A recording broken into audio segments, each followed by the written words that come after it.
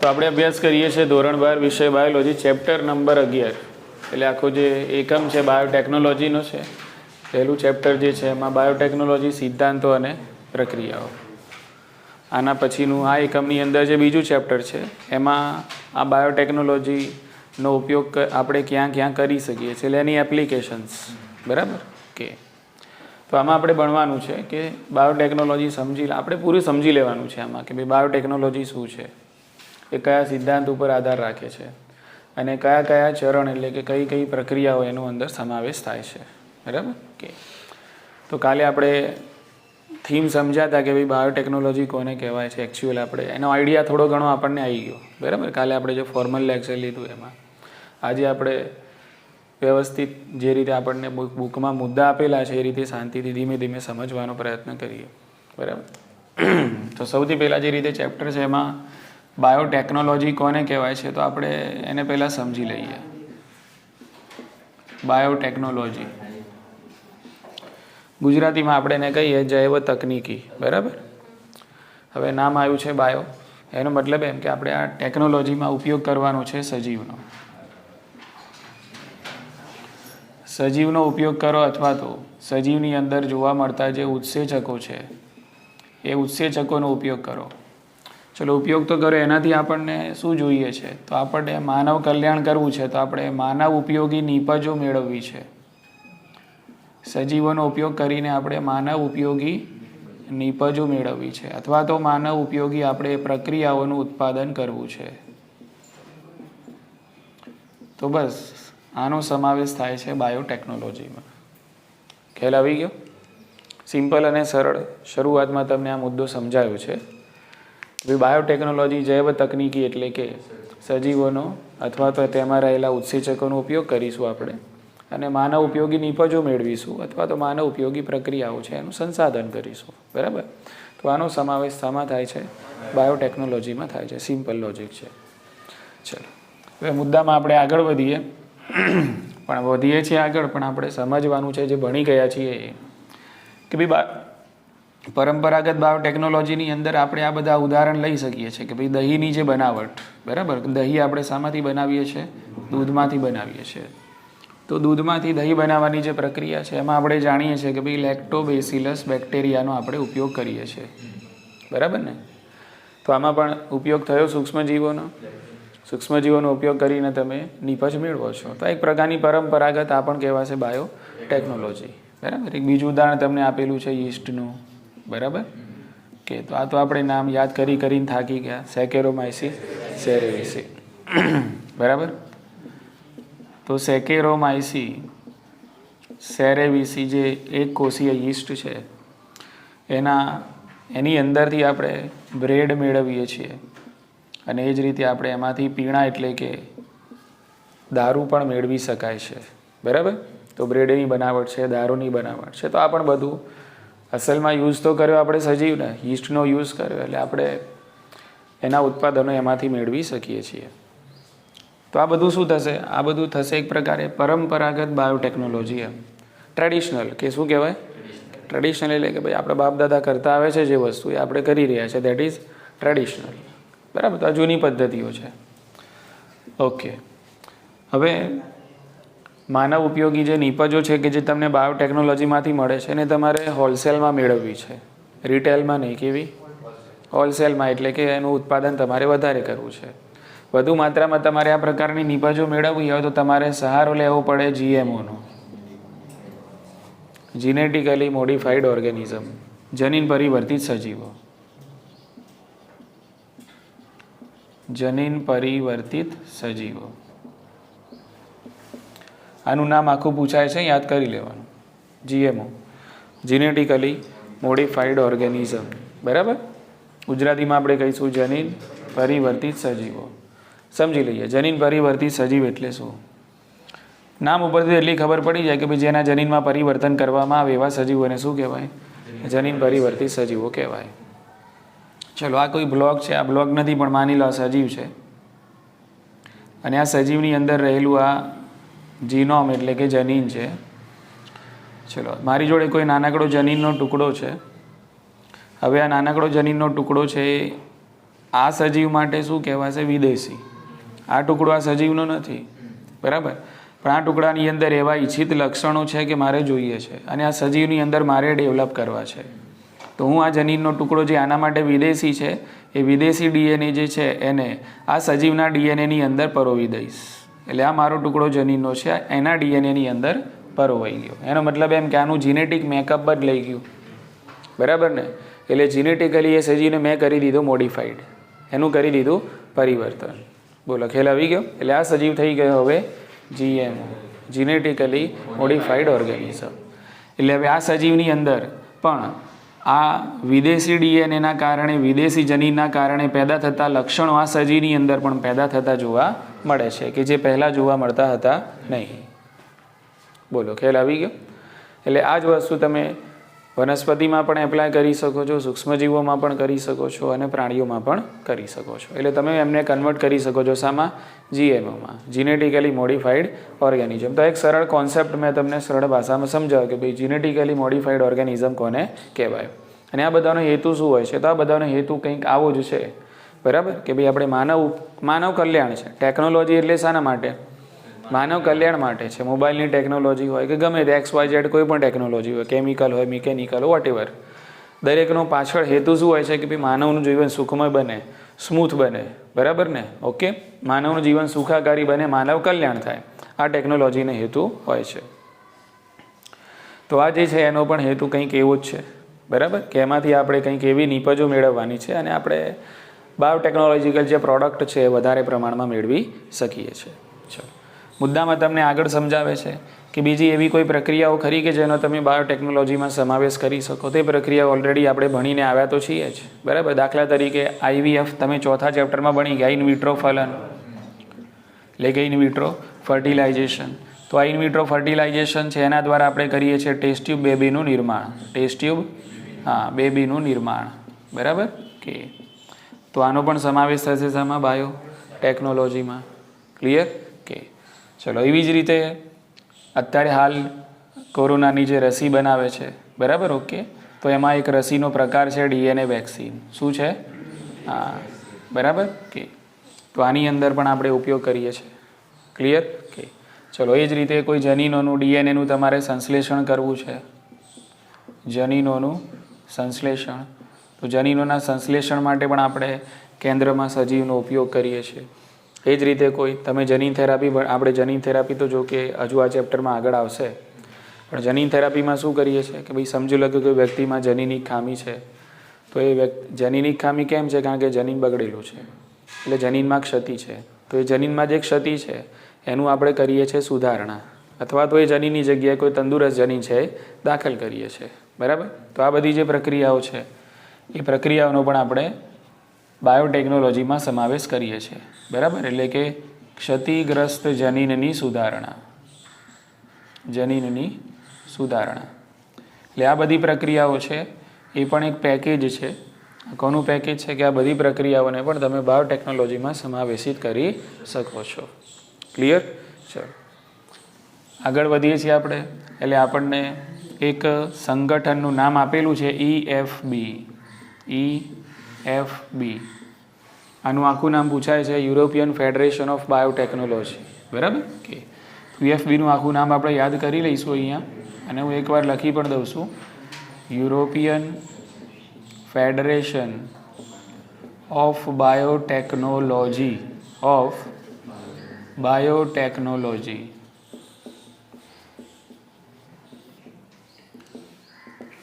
તો EFB છે એક પ્રકારનું સંગઠન છે અને આના મત પ્રમાણે એને પણ બાયોટેકનોલોજીની એક સરસ અને સુંદર શબ્દોમાં વ્યાખ્યા આપેલી છે. તો વ્યાખ્યાને આપણે અભ્યાસ કરવાનો છે. વ્યાખ્યા કંઈક આ છે, આવી જ વ્યાખ્યા છે. વ્યાખ્યાની અંદર કંઈ નવા પણ એટલું બધું લાગતું નથી. પણ EFB શું કરે છે કે જે પરંપરાગત જે અભિગમ છે એને અત્યારે હાલ જે આણ્વિક આધુનિક બાયોટેકનોલોજી છે એની સાથે મિશ્ર કરીએ છીએ આપણે. પરંપરાગત અભિગમ એટલે સમજી લો કે આ શું કહેવાય છે? પરંપરાગત અભિગમ. અને આણ્વિક આધુનિક બાયોટેકનોલોજી એટલે કે સમજી લો કે આ બધી પ્રક્રિયાઓ, બરાબર, કે જેમાં કોઈકનું DNA લઈએ છીએ, કોઈકની અંદર દાખલ કરીએ છીએ, બરાબર. તો એ શું કહેવાય? મોડર્નાઇઝેશન, આધુનિક ટેકનોલોજી કહેવાશે. એક આવે છે પરંપરાગત, બરાબર, અને એક બીજું શું હોય છે આધુનિક. તો આ બેનું મિશ્રણ કરીને શું આપે છે વ્યાખ્યા આપે છે. બરાબર કે તો યુરોપિયન ફેડરેશન ઓફ બાયોટેકનોલોજી છે એ બાયોટેકનોલોજીની વ્યાખ્યાની અંદર એક તો બંનેનો એની અંદર સમન્વય જોવા મળે છે. પરંપરાગત અભિગમ, બરાબર, એટલે કે જે ટ્રેડિશનલ જે અભિગમ છે એનો સમાવેશ થાય છે. ને બીજું આણ્વિક આધુનિક બાયોટેકનોલોજી, આણ્વિક આધુનિક બાયોટેકનોલોજી. તો આ બંનેનો સમન્વય કરીને હવે એ વ્યાખ્યા આપે છે કે ભાઈ EFBના મત પ્રમાણે બાયોટેકનોલોજીની વ્યાખ્યા શું છે. તો EFBના મત પ્રમાણે બાયોટેકનોલોજીની વ્યાખ્યા છે, આપણે પહેલાં જ ક્લિયર કરેલું કે ભાઈ આપણે બાયોટેકનોલોજીનો ઉપયોગ કરીને આપણે પ્રોડક્ટો જોઈએ છે, નિપજો જોઈએ છે, અને આપણે સર્વિસ જોઈએ છે, એટલે સેવાઓ જોઈએ છે. બરાબર, અને આ બધું જોઈએ છે માનવ કલ્યાણ માટે. તો આપણે આ લેવા માટે ઉપયોગ કરીશું શાનો? પ્રાકૃતિક જૈવ વિજ્ઞાનનો. પ્રકૃતિમાં જે જીવો છે એનો જ ઉપયોગ કરવાનો છે. બરાબર, ઓકે. તો નિપજો અને સેવાઓ માટે આપણે ઉપયોગ કરીએ છીએ પ્રાકૃતિક જૈવ વિજ્ઞાન. હવે પ્રાકૃતિક જૈવ વિજ્ઞાન શું છે? તો પ્રાકૃતિક જૈવ વિજ્ઞાન છે તેની અંદર સજીવો હશે, સજીવોની અંદર કોષો હશે, કોષોના કોઈ ભાગો છે. બરાબર, તો આપણે આનો ઉપયોગ કરીએ છીએ. બરાબર, તથા આણ્વિક અનુરૂપતાનું એક સંચાલન કરીએ છીએ. શું કરીએ છીએ આપણે? હા, આણ્વિક અનુરૂપતાનું સંચાલન. એટલે આપણે આ અણુ લેવલે જઈને કામ કરીએ છીએ, ઉપર છેલ્લું કામ નહીં. કયા લેવલે જઈએ છીએ? અણુ લેવલે, આણ્વિક લેવલે, DNAના લેવલે સુધી આપણે જઈને પછી આ બધું મેળવીએ છીએ. બરાબર, તો આપણે આને કહીશું આણ્વિક અનુરૂપતાનું સંચાલન. ઓકે, તો આ વ્યાખ્યા પૂછાય છે EFBના મત પ્રમાણે કે ભાઈ યુરોપિયન ફેડરેશન ઓફ બાયોટેકનોલોજી છે એના મત પ્રમાણે બાયોટેકનોલોજીની શું વ્યાખ્યા છે. બરાબર, તો નિપજો અને સેવાઓ માટે પ્રાકૃતિક જૈવ વિજ્ઞાન અને સજીવો, કોષો અને એના ભાગો તથા આણ્વિક અનુરૂપતાનું સંચાલન એટલે કે બાયોટેકનોલોજી. ક્લિયર? ચાલો હવે આપણે સમજવાનો પ્રયત્ન કરીએ બાયોટેકનોલોજીના સિદ્ધાંતો. સમજાય છે તમને બધાને? બરાબર ને? ખ્યાલ આવે છે કે હવે આપણે સમજીએ બાયોટેકનોલોજીના સિદ્ધાંતો. બાયોટેકનોલોજીના સિદ્ધાંતો. હવે આ બાયોટેકનોલોજીના સિદ્ધાંતોની અંદર 20 થી 30% જે વાત છે, બરાબર, એ આપણે કાલે જે કોઈ લેક્ચર ભર્યું છે એને જલ્દી સમજમાં આવશે. અને બીજી 20-30% વાતો છે જે ઓલરેડી આપણે આગળના ચેપ્ટરોમાં ભણી ગયેલા છીએ. બરાબર ને? થોડી ઘણી વાતો નવી છે. બરાબર, તો બાયોટેકનોલોજીના સિદ્ધાંતોની અંદર આપણે એવું કહીએ કે બાયોટેકનોલોજી કેમ આટલું બધું આગળ વધ્યું? તો એના મુખ્ય 2 પાયા માનવામાં આવે છે. 2 મુદ્દા પાડીને તમને આપેલા છે. એક છે જીનેટિક એન્જિનિયરિંગ અને એક છે બાયોપ્રોસેસ એન્જિનિયરિંગ. બરાબર, ઓકે. એટલે 2 મુખ્ય શું છે એના પાયા છે. કારણ કે આ 2 શાખાઓની અંદર આ જે એન્જિનિયરિંગની શાખાઓ છે એમાં વધારો થયો. બરાબર, એમાં ટેકનોલોજીમાં વિકાસ થયો એટલે આપણે બાયોટેકનોલોજીમાં આગળ વધી શકે. એટલે મેન આ 2 જે છે એને સિદ્ધાંત તરીકે બાયોટેકનોલોજીમાં એપ્લાય કરવામાં આવે છે. બરાબર, તો એ 2 વસ્તુ પહેલાં સમજી લઈએ. ક્લિયર? કે તો પહેલો જે છે મુદ્દો જીનેટિક એન્જિનિયરિંગ. જીનેટિક એન્જિનિયરિંગ, જનીન ઇજનેરી વિદ્યા. એકદમ સરળ શબ્દોમાં તમને સમજાવી દીધું છે અહીંયા કે જીનેટિક એન્જિનિયરિંગ. હવે એન્જિનિયરિંગ શું એટલો આપણને ખ્યાલ છે જ. એન્જિનિયરિંગ એટલે શું? એટલે આપણે માનવનું કલ્યાણ થાય એના માટેની કંઈક ફેરફાર એમ. બરાબર છે, ઓકે. પણ અહીંયા જે ફેરફાર આપણે મશીનોની અંદર જે એન્જિનિયરિંગ છે એને જ એન્જિનિયરિંગ કહેવાય એવું નથી. બરાબર, જનીનની અંદર પણ તમે શું કરી શકો? એટલે આપણે તળપદી ભાષામાં કહીએ કારીગરી. શું કહેવાય? હા, કારીગરી. કારીગર એટલે એન્જિનિયર ને. આમ તો કારીગર એટલે શું? એન્જિનિયર. બરાબર, ઓકે. હા, કારીગરી. બરાબર, કે તો આપણે આ કારીગરી શામાં બતાવવાની છે? જનીનમાં બતાવવાની છે. જનીનને આપણે ખોલીને બેસી જવાનું. બરાબર, ઓકે. હવે જનીનને આપણે આગળ જાણી લીધું કે જનીન કોને જનીન કોને કહી શકો? તો જનીનમાં 2 વસ્તુ આવે આપણા મોઢા ઉપર, એક DNA ને બીજું છે તો મૂળા રસાયણો જ ને, છે તો કેમિકલ. બરાબર, જેને આપણે 11મા ધોરણમાં પણ કીધા બૃહદ અણુઓ. હા કે ના? ઓકે. હવે આમાં કેટલીક વાર આપણે DNA ને પહેલો નંબર આપતા હતા, કેટલીક વાર આપણે RNA ને પહેલો નંબર આપતા હતા. તમારે કોઈ માહિતી છે એને લાંબા સમય સુધી સાચવી રાખવી હોય, સ્થિરતા રાખવી હોય તો એમાં DNA છે, અને કૂદાકૂદ કરાવી હોય તો RNA છે. મતલબ એની અંદર વિકૃતિ. RNA જલ્દી વિકૃત થાય કોના કરતાં? DNA કરતાં. ક્લિયર છે કે? તો આપણી જોડે સમજી લો કે સજીવની અંદર રહેલા આ જનીનો છે એટલે કે ડીએનએ આરએનએ જેવા રસાયણો છે તો એની અંદર કરો કારીગરી. કારીગરી એટલે ફેરફાર. શું કરશું આપણે? હા, તો રસાયણોની અંદર આપણે કરી દીધો ફેરફાર. સમજી લો કે મારી જોડે આ કોઈ ડીએનએ છે, આ ડીએનએની અંદર ક્રમ છે કે A G C C T T G, બરાબર, આવો કંઈ ક્રમ છે. આની અંદર કરી મેં કારીગરી, બરાબર, તો અત્યારે ટીજી છે એની જગ્યાએ અહીંયા લખી દીધું સી સી, બરાબર, તો થઈ ગઈ કારીગરી. ઓકે, તો આની અંદર ફેરફાર કર્યો. ફેરફાર કરીને આ જનીનનો ટુકડો છે, સમજી લો કે મારી જોડે કોઈ બેક્ટેરિયા છે. હવે આ જનીનના ટુકડાને આ બેક્ટેરિયાના ડીએનએની અંદર મેં પરોવી દીધું. આ બેક્ટેરિયાનું ડીએનએ છે, હવે આ ટુકડાને મેં આની અંદર પરોવી દીધું, બરાબર. તો આ ડીએનએને પરિવર્તિત કરી દીધું અને પછી મેં એને યજમાનમાં પ્રવેશ કરાવડાવ્યો. તો આને કહેવાય જીનેટિક એન્જિનિયરિંગ. બોલો, ઉતરે છે મગજમાં વાત? ખ્યાલ આવી ગયો ને? ચલો, એ જ રીતે હવે બીજો કોન્સેપ્ટ અહીંયા આપણને સમજાવે છે, બરાબર. Bioprocess engineering. બાયોપ્રોસેસ, જૈવ પ્રક્રિયાઓની ઇજનેરી વિદ્યા. ક્લિયર? તો બાયોપ્રોસેસ એન્જિનિયરિંગ એટલે શું? તો બાયોપ્રોસેસ એન્જિનિયરિંગ એટલે માની લો કે આપણે ચોક્કસ પ્રકાર ઈચ્છિત, તમને જે સૂક્ષ્મજીવો ગમે છે, બરાબર, એ ઈચ્છિત સૂક્ષ્મજીવો છે એને તમે ભેગા કરો છો, અથવા તો ઈચ્છિત સુકોષ કેન્દ્રી કોષો હોય છે, સજીવો હોય છે, એને તમે ભેગા કરો છો અને આનું કરો છો જંતુરહિત સંવર્ધન. જંતુરહિત સંવર્ધન.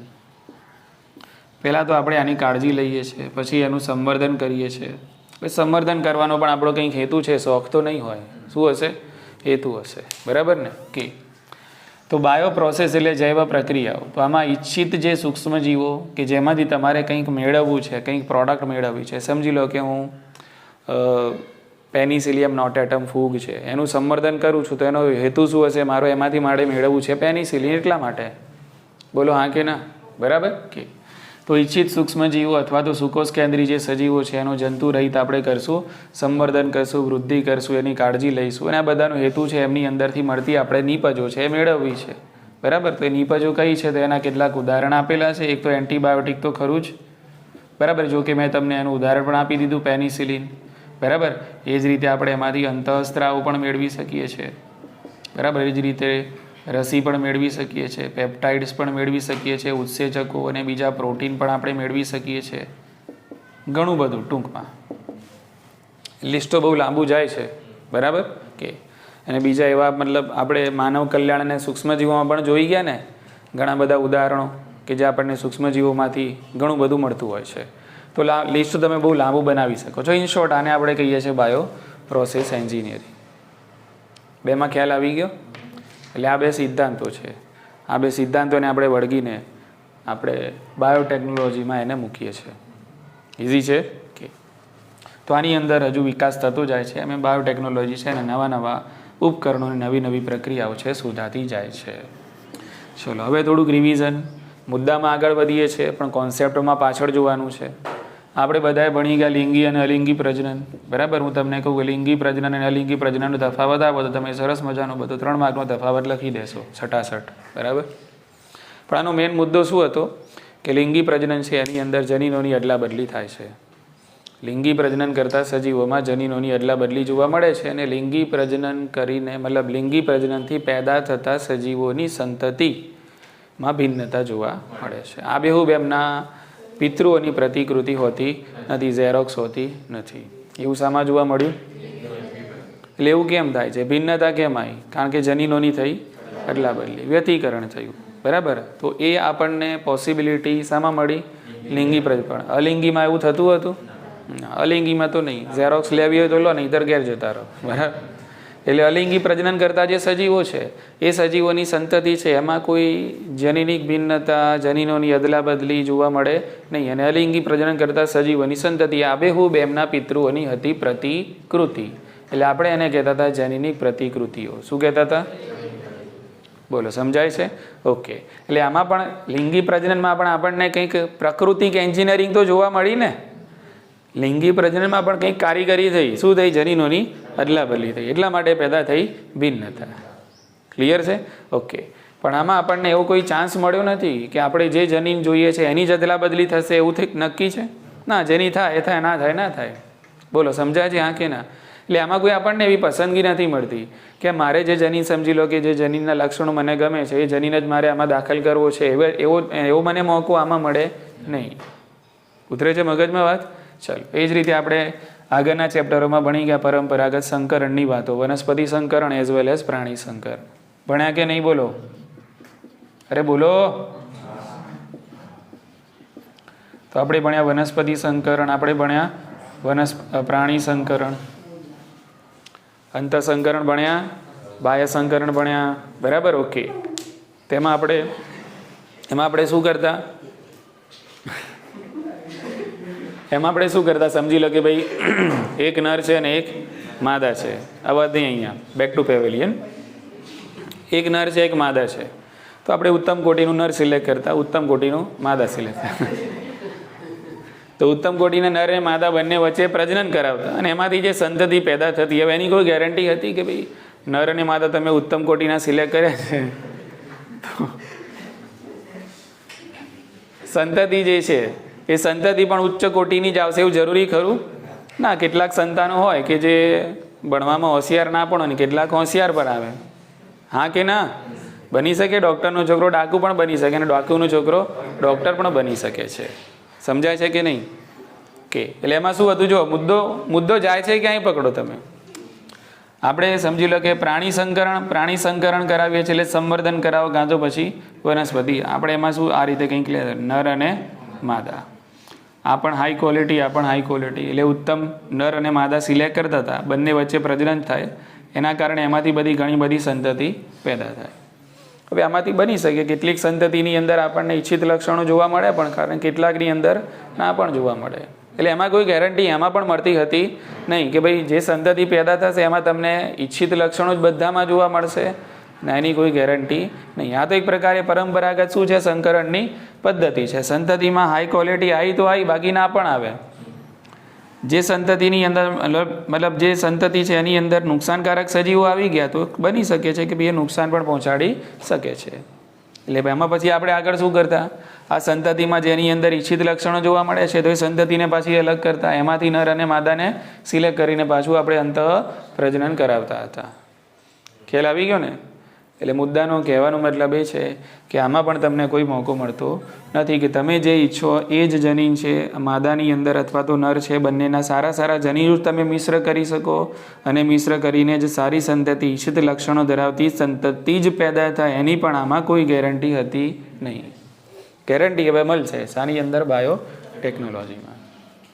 બરાબર? એટલે આપણે પહેલાં જૂની વાતો કરી કે પહેલાં આ બધું બી આમ તો શું કહેવાય? એક પ્રકારનું બાયો ટેકનોલોજી જ કહેવાય છે, પણ આમાં તમને મોકો નથી મળતો, ચાન્સ તમારી જોડે આમ ચોઈસ નથી કે તમને જે જનીન પસંદ હોય એ જનીન જ સજીવોની અંદર ઉતરણ થાય અને તમને જે ગમતા હોય એ લક્ષણો જ પેદા થાય, બાકીના પેદા થાય નહીં. બરાબર? તો આમાં એવો મોકો મળતો હતો નહીં. હવે મોકો મળશે આપણને બાયો ટેકનોલોજીની અંદર.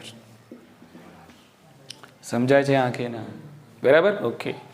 તો એના માટે જવાબદાર શું છે? તો એના માટે જવાબદાર છે કે જનીન ક્લોનિંગ. સમજો મુદ્દો અહીંયા ધ્યાન રાખો ભાઈ, જનીન ક્લોનિંગ. અને બીજું જે છે જનીન સ્થળાંતરણ.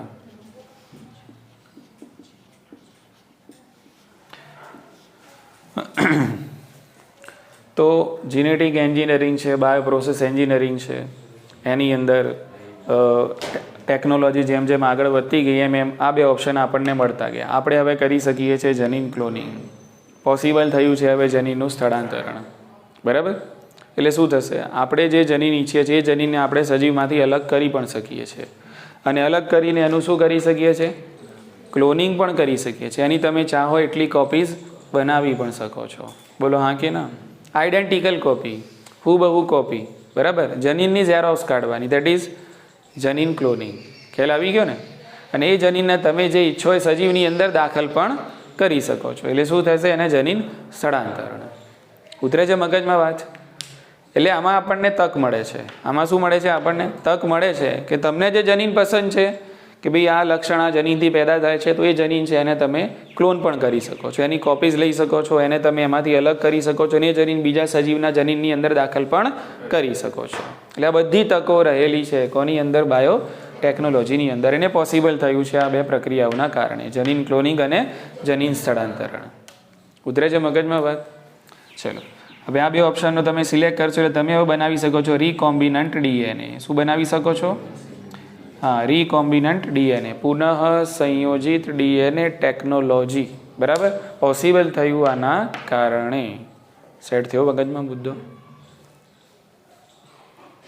સેફ ખબર પડી કે ના પડી? તને સેફ તને પૂછું છું, ખ્યાલ આવે છે?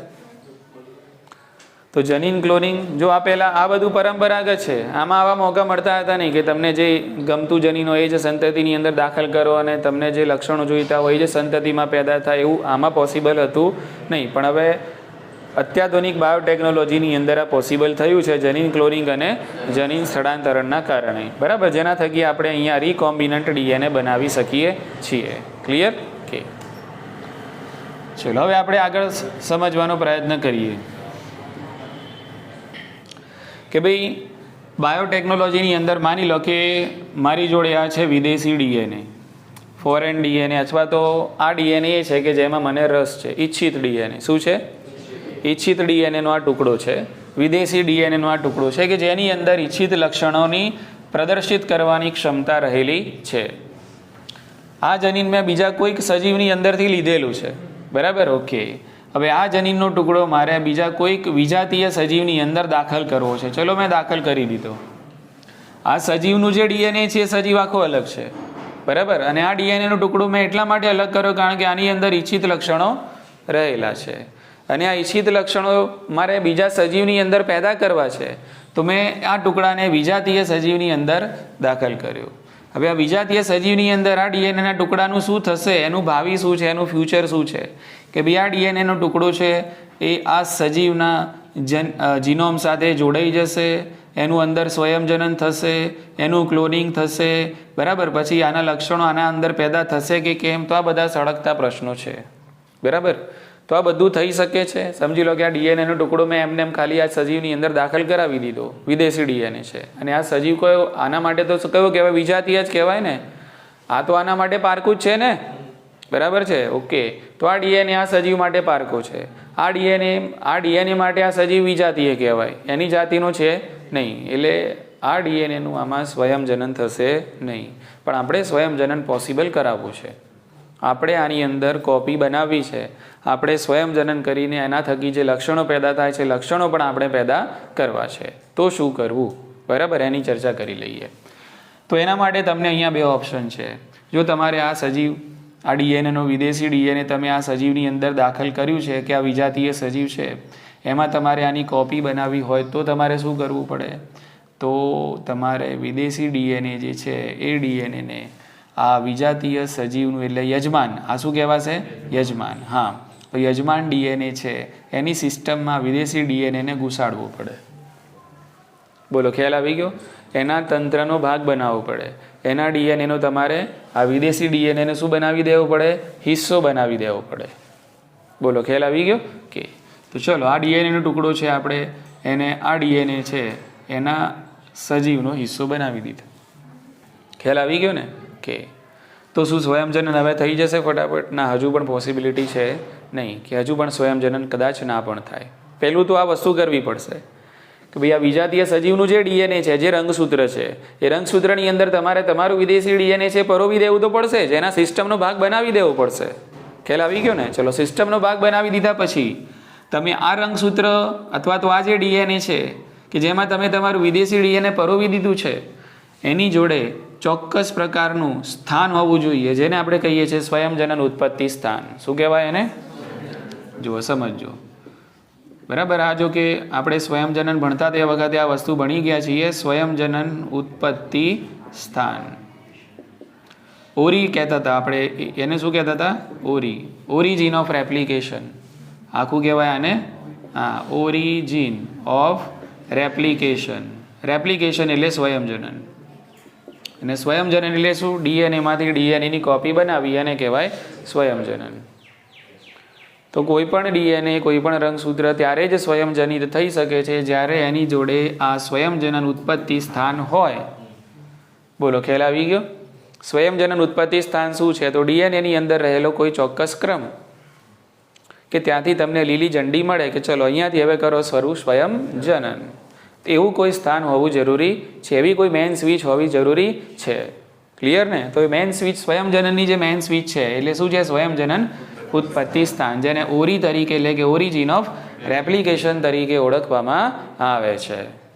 સમજાય છે બધાને? ખ્યાલ આવી ગયો? તમે ફક્ત અહીંયા પરોવીને છૂટા થઈ જાઓ ને પછી ખુશીઓ મનાવો સ્વયંજનન તો થાય નહીં. બરાબર? એના માટે જેમાં તમે જેને પરોવ્યું છે, જે રંગસૂત્રમાં તમે તમારા ડીએનએને પરોવ્યું છે, રંગસૂત્રની જોડે સ્વયંજનન ઉત્પત્તિ સ્થાન હોવું જરૂરી છે. સેટ થયો મુદ્દો? ચલો, તો બંને વસ્તુ થઈ ગઈ, પરોવાઈ પણ ગયું અને આ રંગસૂત્ર એવું છે કે જેની અંદર શું છે? સ્વયંજનન ઉત્પત્તિ સ્થાન પણ છે. એટલે આની જેટલી કોપી આ સજીવમાં બનવાની એટલી જ કોપી સાથે સાથે તમારું ડીએનએ જે છે તમે પરોવ્યું છે એની પણ બનશે. હા કે ના? આનું સ્વયંજનન થશે. બરાબર? એની સાથે સાથે તમે તમારું ડીએનએ જે આમાં પરોવેલું છે એનું પણ શું થતું જશે? આની 100 કોપી બનશે તો તમારા ડીએનએની પણ 100 કોપી બનવાની. એટલે સ્વયંજનન હવે પોસિબલ થાય. એટલે બે ઓપ્શન છે આની અંદર. એક તો એના ડીએનએનો હિસ્સો બનાવો, એના રંગસૂત્રનો તમે એને ભાગ બનાવી દો, અને બીજું કે જેમાં તમે પરોવી રહ્યા છો, બરાબર, એની જોડે સ્વયંજનન ઉત્પત્તિ સ્થાન હોવું જરૂરી છે. બરાબર? તો યજમાનનું ડીએનએ જેમ જેમ સ્વયંજનિત થશે એની જેટલી કોપીઓ બનશે એટલી તમારા ડીએનએની પણ કોપી બનતી જશે. તો આને જ કહેવાય છે જીન ક્લોનિંગ. આને શું કહીએ છીએ આપણે? જનીન ક્લોનિંગ. એક જ જેવી કોપીઓ અહીંયા બને છે, તમારા ડીએનએની એક જ જેવી કોપીઓ અહીંયા બની જાય, મતલબ તમે અહીંયા કરી રહ્યા છો જનીનનું ક્લોનિંગ. સેટ થયો મુદ્દો મગજમાં? ખ્યાલ આવી ગયો ભાઈ? અદનાન ખબર પડી? ચલો વધી આગળ. હવે ખ્યાલ આવી ગયો? ચલો વધવું છે આગળ? કહો. તમારું મગજ સેટ થતું હોય તો બાકી કોન્સેપ્ટમાં પછી આ વસ્તુ ખબર પડશે તો આગળ ખબર પડશે. પૂરું કરી દઈએ મુદ્દો? ચલો અહીંયા ધ્યાન રાખો. ચલો હવે અહીંયા ધ્યાન. આટલે સુધી ખ્યાલ આવી ગયો? આટલે સુધી ખ્યાલ આવી ગયો? ઓકે. ચલો, તો જનીન ક્લોનિંગ છે, પોસિબલ થાય છે. હવે એક કિસ્સાની આપણે વાત કરવાની છે કે ભાઈ સૌ પ્રથમ આ રીતે કૃત્રિમ રીકોમ્બિનન્ટ ડીએનએ. કૃત્રિમ રીકોમ્બિનન્ટ ડીએનએ એટલે કે પુનઃ સંયોજિત ડીએનએ છે એ જેણે બનાવ્યું એના કિસ્સાની આપણે વાત કરવાની છે. તો સૌ પ્રથમ એમાં બે વૈજ્ઞાનિકોના આપણે નામ યાદ રાખીશું કે જેણે કૃત્રિમ રીકોમ્બિનન્ટ ડીએનએ બનાવ્યું છે. બનાવવાનો સમયગાળો કંઈક 1972 તમને આપેલો છે. વૈજ્ઞાનિકોના નામ છે સ્ટેનલી કોહેન. અવાજ નહીં ભાઈ મખદૂમ, અવાજ નહીં ભાઈ. સ્ટેનલી કોહેન અને હર્બર્ટ બોયર.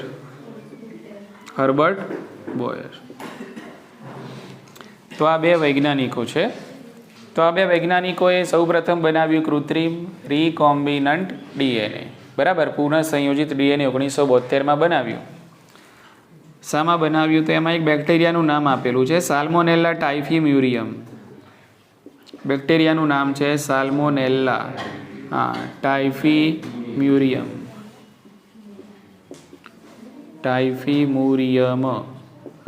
તો આ એક તો બેક્ટેરિયાનું નામ યાદ રાખજો. મુદ્દો સમજો ફટાફટ. વસ્તુઓ સરળ છે, હું તમને એકદમ સરળ શબ્દોમાં સમજાવું છું.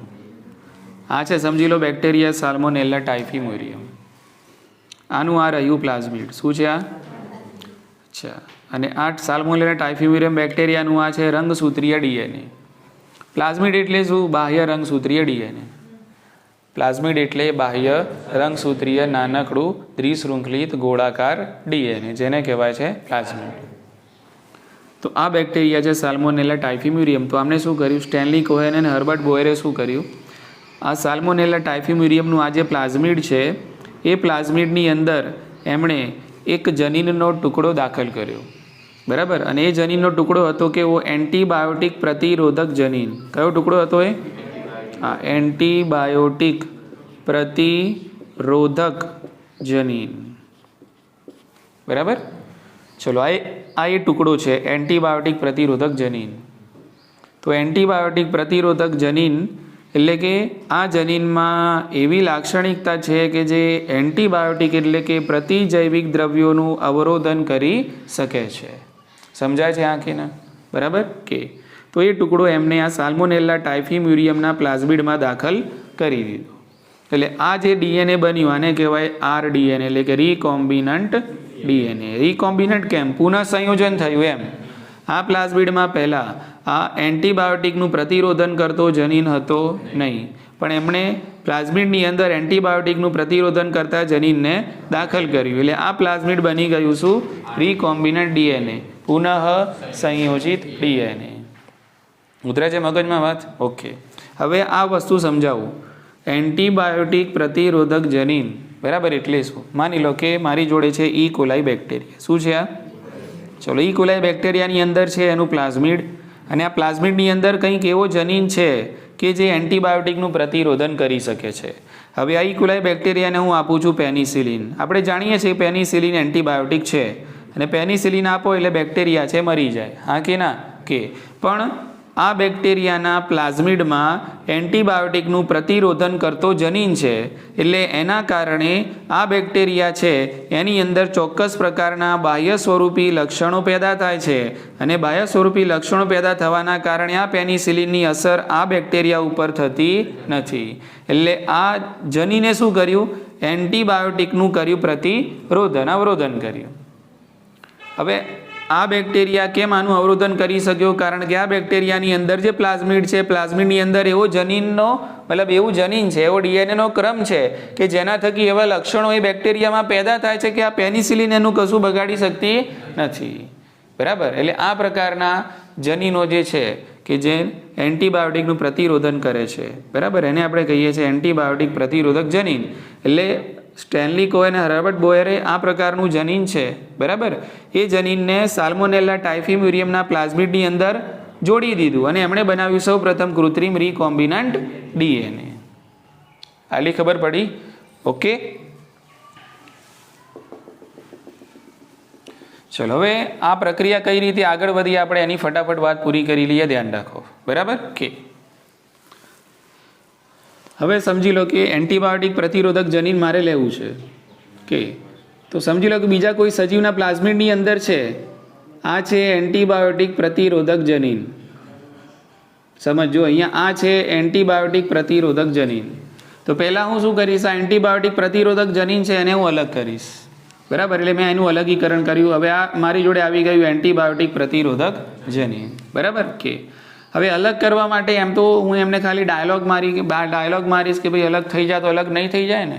એના માટે મારે ચોક્કસ પ્રકારના ઉત્સેચકોની જરૂર પડવાની છે. બરાબર?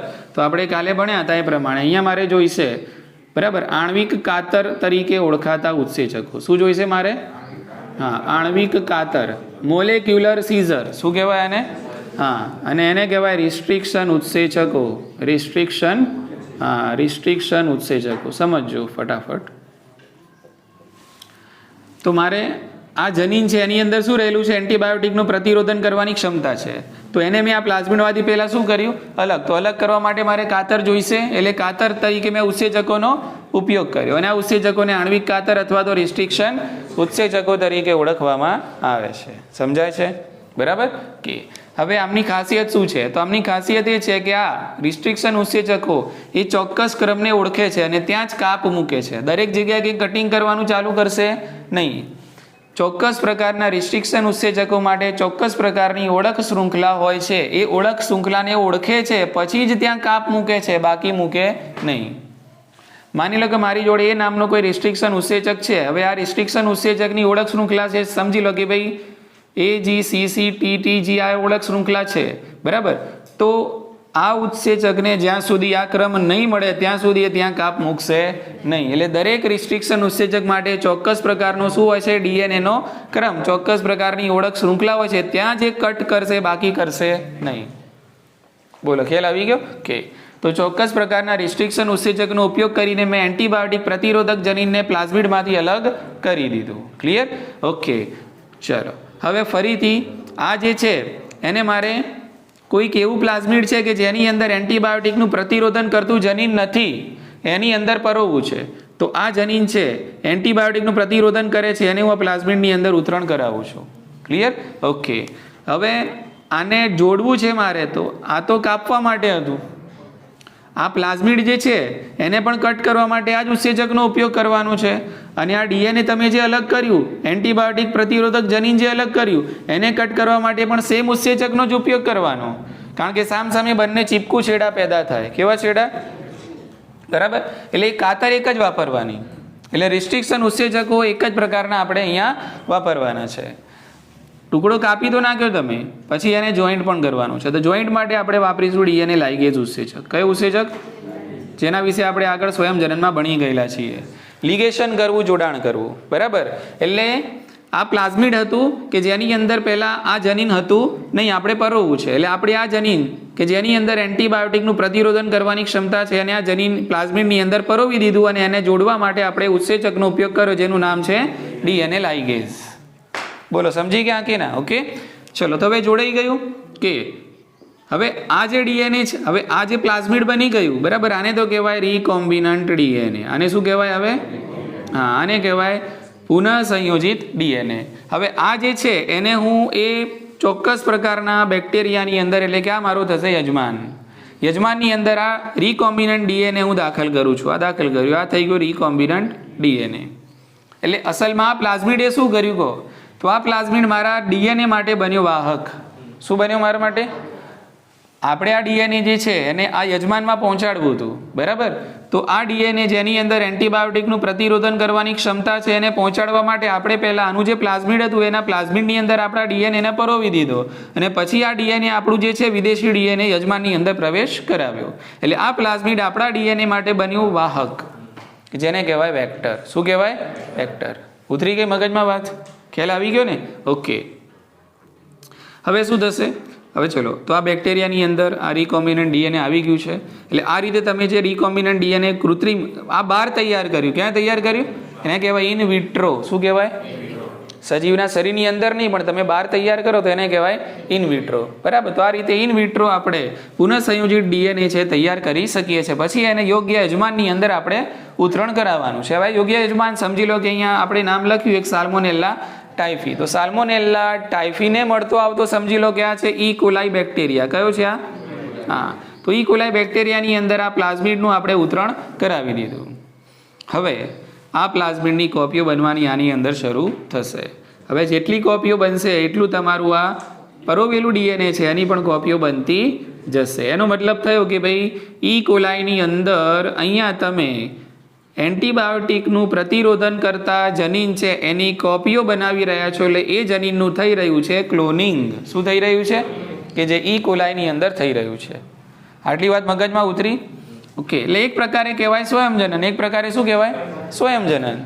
તો સ્વયંજનન માટે આપણે ઉપયોગ કરતા હતા એક ત્રીજા ઉત્સેચકનો ડીએનએ પોલિમરેઝ. સ્વયંજનન તમને કદાચ યાદ હોય તો શું કરતા હતા? DNA polymerase. ઓકે. તો આ ડીએનએ પોલિમરેઝ ઉત્સેચક કોનો વપરાશે? ઈ કોલાઈનો. કોનો? તો યજમાનના ડીએનએ પોલિમરેઝ ઉત્સેચકનો ઉપયોગ કરીને, બરાબર, તમારું આ જે પરોવેલું જનીન છે વિદેશી ડીએનએ છે એની અહીંયા બનવાની છે કોપી. બરાબર. કે જેને આપણે જનીન ક્લોનિંગ તરીકે ઓળખીએ છીએ. બોલો, ખ્યાલ આવી ગયો કે? અને આ જનીન તમે જે પરોવ્યું એ હવે આની અંદર અભિવ્યક્ત થશે, એ પોતાના લક્ષણો પેદા કરશે. એટલે આ ઈ કોલાઈ બેક્ટેરિયા પાસે પહેલાં એન્ટીબાયોટિકનું પ્રતિરોધન કરવાની તાકાત હતી નહીં, પણ હવે એની અંદર પણ આની અંદર પણ હવે એન્ટીબાયોટિકનું પ્રતિરોધન કરવાની તાકાત આવી જશે, કારણ કે તમે એવું જનીન આની અંદર પરોવી દીધું છે. એટલે આની આસપાસ પણ હવે એન્ટીબાયોટિકનું પ્રતિરોધન કરતા બાહ્ય સ્વરૂપી લક્ષણો છે તમે પેદા કરી શકો છો. બોલો, ઉતરી ગઈ મગજમાં વાત? ક્લિયર છે? ઓકે. તો આવી જ કંઈ પ્રક્રિયા કરી કોને ભાઈ? સ્ટેનલી કોહેન અને હર્બર્ટ બોયરે, જેના થકી એમણે કૃત્રિમ રીકોમ્બિનન્ટ ડીએનએ છે તૈયાર કર્યું. ક્લિયર? ચલો, હવે છેલ્લો મુદ્દો ફટાફટ અડધી મિનિટમાં પૂરો કરી લઈએ. ચલો, આ રીતે આપણે બનાવવું છે જીએમઓ, જનીન પરિવર્તિત સજીવ, જીનેટિકલી મોડિફાઈડ ઓર્ગેનિઝમ બનાવવું છે. તેના માટે 3 પગથિયા તમને બુકમાં આપેલા છે. તો પહેલું પગથિયું જો હું લખીશ નહીં, ફટાફટ બોલી જઈશ, તમે ધ્યાન રાખો. બરાબર. પહેલું પગથિયું શું છે? તો પહેલું પગથિયું એ કે તમારે કયું જનીન જોઈએ છે એ તો પહેલાં નક્કી કરો. તમારે કયા લક્ષણો જોઈએ છે? તો ઈચ્છિત લક્ષણો દર્શાવતું જે જનીન છે ડીએનએ છે એને પહેલાં તમારે અલગ કરવું પડે. સમજી લો કે આ રીતે આપણે અલગ કર્યું. તો એ રીતે પહેલું સ્ટેપ શું? ઈચ્છિત લક્ષણો ધરાવતું જે ડીએનએ છે એનું અલગીકરણ. ચલો અલગ કર્યું પછી તમારે એને યોગ્ય યજમાનમાં શું કરાવવું પડે? ઉતરણ પ્રવેશ કરાવવું પડે. તો બીજું સ્ટેપ, તમારે જે ડીએનએ છે એને પસંદ કરી લો. ઈચ્છિત ડીએનએ ક્યાં પ્રવેશ કરાવો? યજમાનમાં પ્રવેશ કરાવો. યજમાનમાં પ્રવેશ કરાવીને પછી એ ડીએનએની તમારે કાળજી લેવાની, એટલે કે એનું સ્વયંજનન થાય છે કે કેમ એ પણ તમારે ચેક કરવું પડે. અને એમાંથી જે સંતતિઓ બને એની અંદર પણ એ ડીએનએનું સ્થળાંતરણ થાય છે કે કેમ એ પણ તમારે જુઓ. ક્લિયર છે કે? તો આ 3 મુદ્દાનો કાર્યક્રમ તમે કરશો તો તમે બનાવી શકો છો જનીન પરિવર્તિત સજીવ. તો આજે આપણે આટલું રાખીએ છીએ.